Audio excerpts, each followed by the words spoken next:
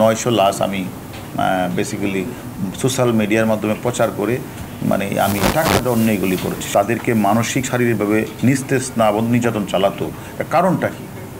তখন সে যে নিজে যে মাদক সেবন করেন, যে ইয়াবা খায়, সেটা সে নিজেই স্বীকার করেছেন। এই আশ্রমে যাদেরকে নিয়ে আসা হয়েছে অধিকাংশই হলো প্রতিবন্ধী, বৃদ্ধ, প্যারালাইজ। এই বয়স্ক প্রতিবন্ধী প্যারালাইজ মানুষগঞ্জে তো একটু অ্যাবনর্মাল আচরণ করত এবং সে কারণেই সে তাদের উপরে প্রচণ্ড পরিমাণে নির্যাতন করত, লাঠি দিয়ে পিটাতো। সেটা স্বীকার করেছে যে এবং যে এটা আমি করেছি, এটা আমি ভুল করেছি। কিন্তু বিষয়টা হচ্ছে আমরা যেটা তাকে পরে জিজ্ঞাসাবাদ করলাম যে সে যে এইভাবে তাদেরকে মানসিক শারীরিকভাবে নিস্তেজ না নির্যাতন চালাতো, কারণটা কি? তখন সে যে নিজে যে মাদক সেবন করেন, যে ইয়াবা খায়, সেটা সে নিজেই স্বীকার করেছেন যে এটা আমি তখন বুঝতে পারি নাই এরকম, এবং এটা যে করা ঠিক হয় নাই সেটাও সে আমাদের কাছে স্বীকার করেছে। এবং আমরা মনে করি সে এবং এই মাদকাসক্ত মিল্টন যে কাউকে পরোয়া করতো না, এর মূল কারণটাই ছিল তার সাথে মানে অনেক বিএপির নাকি যোগাযোগ ছিল। সে মনে করছে যে আমি যে কাজটা করছি কেউ আমাকে কোনো কিছু করতে পারবে না। এবং যারা এই বাচ্চাদেরকে সেখানে দিয়ে আসতো বা যারা এই প্যারালাইজড মানুষগুলিকে দিয়ে আসতো, এই সকল মানুষগুলি খোঁজ নিতে যেত যে কী অবস্থা, তাদেরকে দর্শে পিঠাতো। তো এইরকম যে অত্যাচারের মাত্রা মাদকাসক্ত মিল্টন যে করতো, সে আসলে মানে সেটাকে সে অস্বীকার করে নাই যে হ্যাঁ আমি এরকম কাজটি করেছি। Cinematic display, photography master, performance expert, NextG N9.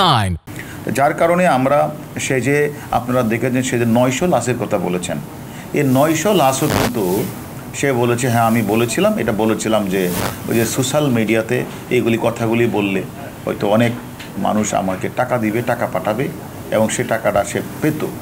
তখন আমরা বললাম 900 লাশ কোথায়, হিসাব কোথায়? সে রেজিস্টার দেখাতে পারে নাই, কোথায় কবর দিয়ে সেটা দেখাতে পারে নাই।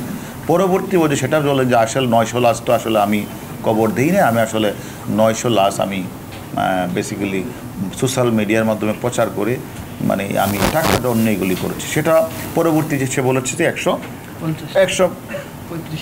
135টা লাশ সে দাপন, 135টারও কিন্তু সে এখনও হিসাব দিতে পারে নাই কোথায় কী করেছে এবং কোথায় কী করেছে। তাই এগুলি আমরা আরও প্রয়োজনবশত আমরা মনে করি সে যিনি যে প্রতিনিয়ত তার আশ্রমে অনাথ, মানসিক প্রতিবন্ধী এবং মানসিকভাবে ভারসাম্যহীন এইগুলো ভিডিও তৈরি করে সেই ভিডিওগুলি সব বিভিন্ন ফেসবুকে দিয়ে মানুষের বিবেককে নাড়া দেওয়ার চেষ্টা করেছে। এবং বিবেকবান মানুষ যারা এই সকল দেখে, যারা অত্যন্ত মানবিকভাবে তারা সেই টাকাগুলি বিকাশের মাধ্যমে, নগদের মাধ্যমে তার অ্যাকাউন্টে পাঠিয়েছে। তাদের উদ্দেশ্যটা ছিল এরকম, যেহেতু সে মানবতার ফেরিওয়ালার কথা বলছে, বৃদ্ধ প্যারালাইজ মানুষকে সেবা দেওয়ার কথা বলছে, ভালো ডাক্তার দেখাবে বলছে, এই কারণে অনেকেই তার কাছে টাকা পাঠিয়েছে।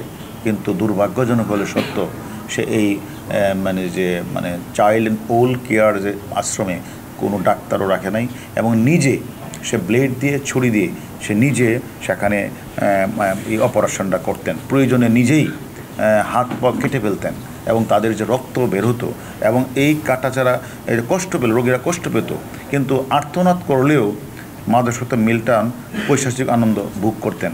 ব্লেড এবং ছুরি দিয়ে কাটাচাড়ার কারণে অধিক রক্তকরণ ও মিল্টনের আসলে প্রাণান্ত হৃদয়কে নাড়া দিত না এবং অনেকে এরকমভাবে মারাও গিয়েছেন। তো এই সব কিছু আমরা বের করেছি। আমাদের আরও কিছু তথ্য বাকি আছে। আমরা প্রয়োজন বোধে তাকে, আমাদের কাছে আরেকটি মামলা আছে, সে মামলায় আমরা তাকে রিমান্ডে আনবো।